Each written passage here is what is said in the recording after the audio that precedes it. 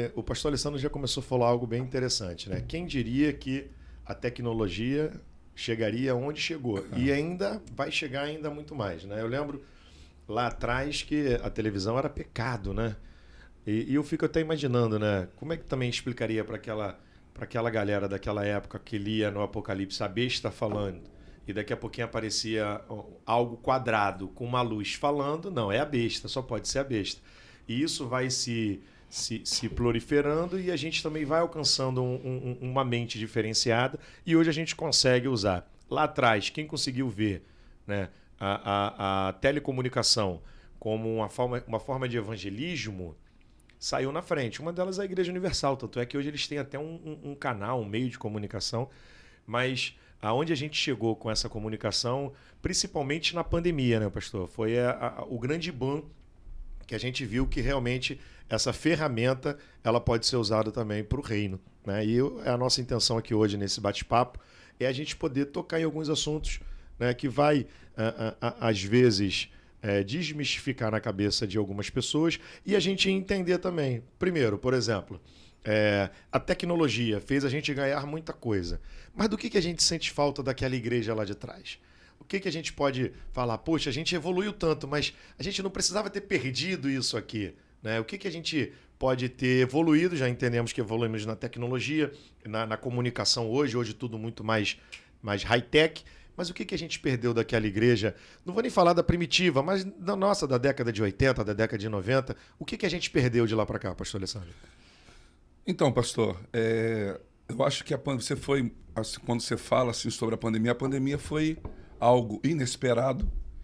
E os estudiosos, os cientistas dizem que de século em século, muitas vezes ao longo da história da humanidade, aconteceu algum evento que tirou, né, a população de uma zona de conforto.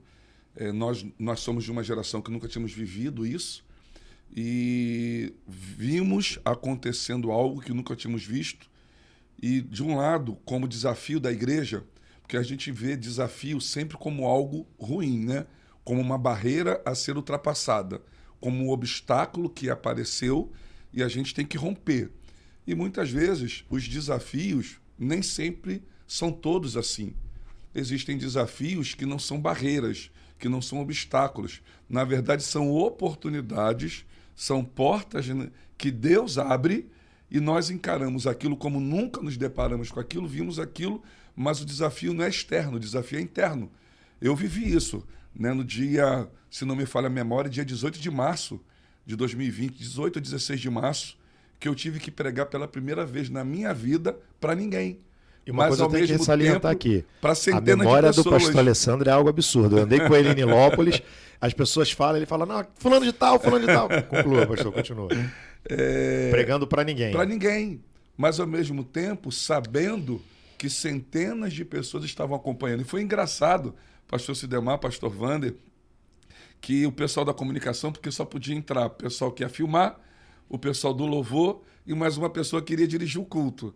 E o culto, ele era só de 1 hora. O de 2 horas se tornou em 1 hora só. E o pessoal falou assim, pastor, eu imaginava que o senhor ia ficar parado na frente da câmera. Mas a sensação que a gente está tendo é que o senhor está pregando por uma opção de gente e não tem ninguém. Então esse, para mim, né, falando sobre os desafios, esse foi o meu grande desafio. Primeiro... Mas o senhor pregava dentro do banheiro? Porque assim, eu fui forjado, menino. Quando eu quis querer pregar, eu começava a ir para dentro do banheiro, eu sozinho. Olhar para o espelho? Não, eu ficava pregando. Eu tinha uma vontade de pregar, né? Aceitei Jesus muito novo e comecei a pregar com 12 anos de idade. E minha primeira pregação foi de 4 minutos.